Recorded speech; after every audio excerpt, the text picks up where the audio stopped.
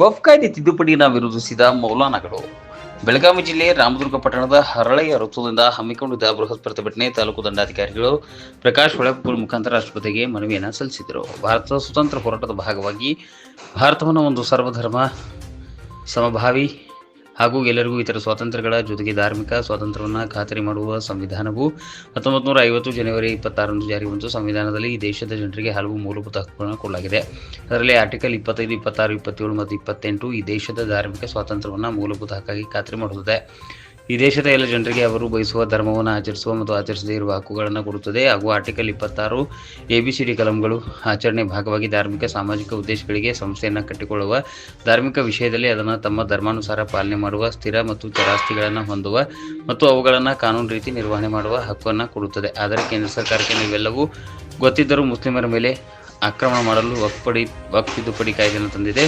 ಈ ದೇಶದ ಪ್ರವಾಸಿಗಳಾದ ತಾವು ತಂದಿರುವ ವಕ್ಫ್ ಕಾಯ್ದೆಯನ್ನು ಮೌಲಾನಾಗಳು ವಿರೋಧಿಸಿದರು. ಈ ಸಂದರ್ಭದಲ್ಲಿ ಜಾಮಿಯಾ ಮಸೀದ್ನ ಮೌಲಾನಾ ಜಹೂರ್ ಹಾಜಿ, ಹಳೆ ತುರ್ಗಲ್ ಮೌಲಾನಾ ಅಬ್ದುಲ್ ಖಾದಿರ್ ಸರ್ಕಾಜಿ, ಜಮೈತೆ ಉಲ್ ಹಿಂದ್ ಅಧ್ಯಕ್ಷ ಇಮಾಮ್ ಹುಸೇನ್, ಸದಸ್ಯ ಮುಕ್ತುಮ್ ಹುಸೇನ್, ಮೌಲಾನಾ ಅಸ್ಲಂ ಜಮಾದಾರ್ ಉಪಸ್ಥಿತರಿದ್ದರು.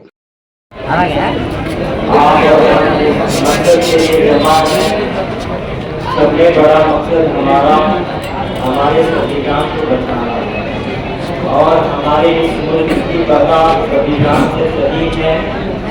आज ये मसला सिर्फ हमारा अकेला नहीं है, बल्कि हम यूँ कहते हैं हमारा ये मसला सिर्फ हमारे मजहब के हद तक नहीं है। आज उंगली उठी है हमारे मजहब पर, हो सकता है एक आदमी के एक हाथ में 5 उंगलियां होती हैं। आज आपने एक उंगली को हमारी तरफ किया है, हो सकता है बाकी फिक्र मजामी पर 4 उंगलियां हो सकती हैं।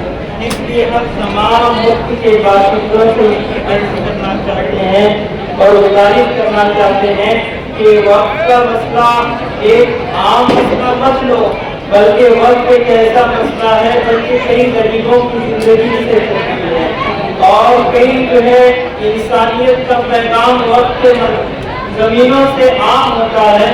बल्कि मैं यूँ कहूँगा कि हिंदुस्तान की जमीन का अमन और मोहब्बत का जो पैगाम यहाँ से निकलता है, इन्हीं धरतियों से निकलता है। आज आप एक धरती को टारगेट कर रहे हो, बल्कि कि आप पूरे मुल्क को टारगेट कर रहे हो। आज मैं यूँ कहता हूँ कि आपने जो है सिर्फ मोहब्बत की मवाद को आपने जो है चैलेंज नहीं किया है, बल्कि पूरे मुल्क की बका के लिए आपने चैलेंज किया है। तो हम यही कहेंगे आपसे कि आप एक हुकूमत चला रहे बिल्कुल हो, मगर हुकूमत के नीचे हम भी रहते हैं, आप भी रहते हैं।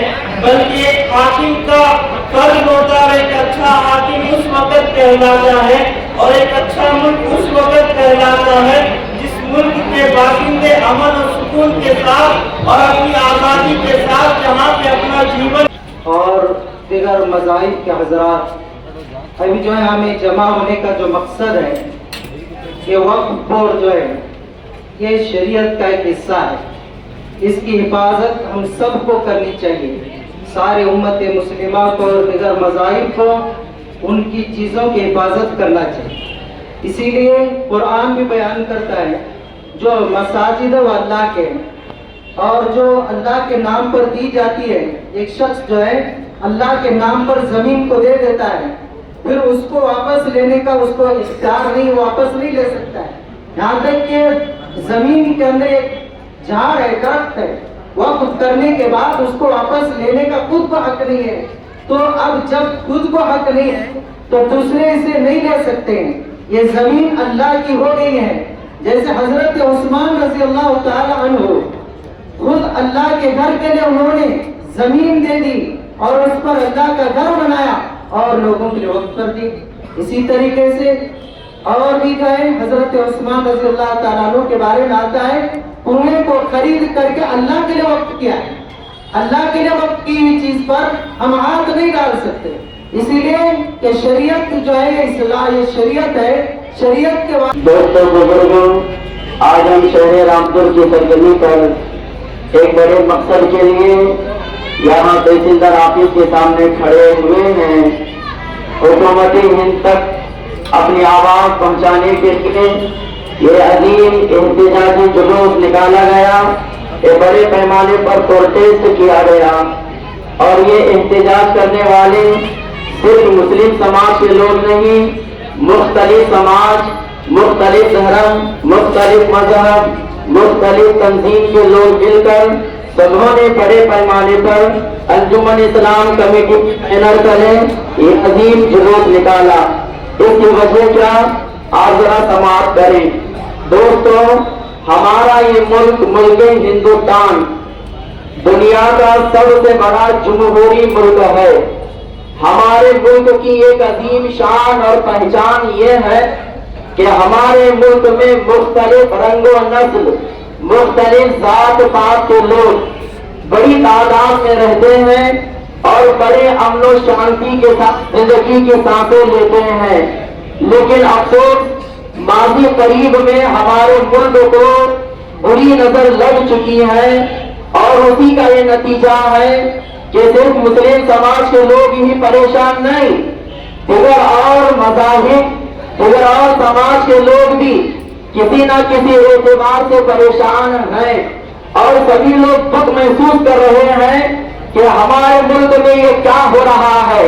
اس کی جمہوریت کو ختم کرنے کی نامعلوم سازش رچی جا رہی ہے اور بڑی محنتوں کے ساتھ ڈاکٹر امبیڈکر صاحب نے بڑی ہی جدوجہد کے ساتھ مختلف مذاہب کے نمائندوں کو ساتھ لے کر ایک اٹوٹ، مستحکم، مضبوط قانون ترتیب دیا تھا۔ اس قانون کی دھجیاں اڑائی جا رہی ہیں اور سرے سے اس قانون کو ختم کرنے کی ناپاک کوشش کی جا رہی ہے۔ آج سازش کرنے والے کی سازش کو سمجھنے کی ضرورت ہے۔ یہ ایک وقت کا مسئلہ نہیں ہے۔ ایسے نت نئے مسائل، ایسے درجنوں بلائیں، ایسی مختلف مصیبتیں ماضی قریب میں ہوئی اور مستقبل میں پھر ہمارے سروں پر منڈلانے والی ہیں۔ ہر عقل مند آدمی جانتا ہے کہ جب بستی میں آگ لگتی ہے تو لپیٹ میں سارے گھر آ جاتے ہیں۔ آگ کسی کی اپنی نہیں ہوتی،